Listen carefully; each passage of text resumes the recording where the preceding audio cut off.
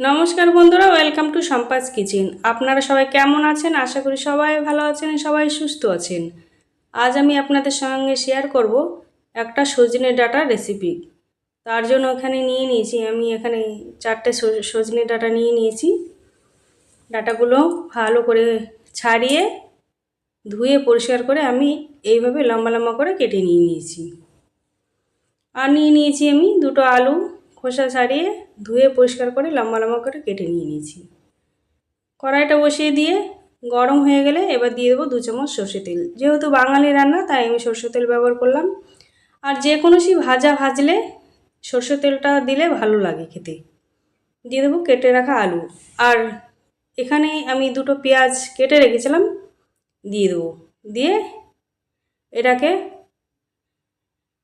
ভেজে নিতে হবে, ভালো করে ভেজে নেবো আমি। এই রেসিপিটা খুব কম মশলায় হয়ে যায় আর খুব কম সময়ের ভিতরে তৈরি করা যায়। দেখেন আমার এখানে ভাজা ভাজা হয়ে গিয়েছে। এবার আমি দিয়ে দেবো কেটে রাখা সজনে ডাঁটা, দিয়ে আবার একটু ভেজে নেব। আমার এই রেসিপি যদি আপনাদের ভালো লেগে থাকে, লাইক, কমেন্ট, শেয়ার, সাবস্ক্রাইব করে আমার পাশে থাকবেন। আমি এখানে ভেজে নিয়েছি।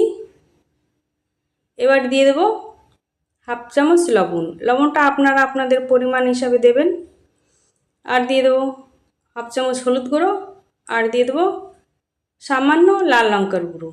দিয়ে সব উপকরণ ভালো করে একটু মিশিয়ে নেব।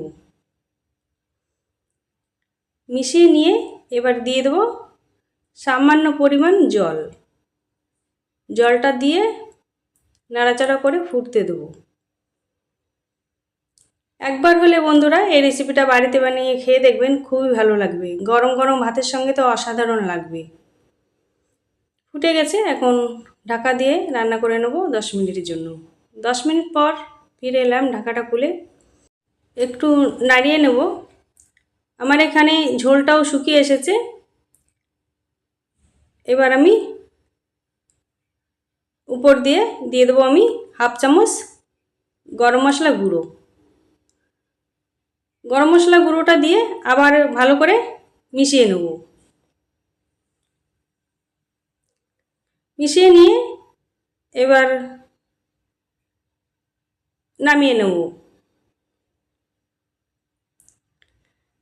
নামিয়ে নিয়েই সার্ভ করে দেব সজনে ডাঁটা আলু ভাজা। ভালো থাকবেন, সুস্থ থাকবেন, সাবধানে থাকবেন। আবার চলে আসবো অন্য কোনো রেসিপির সঙ্গে।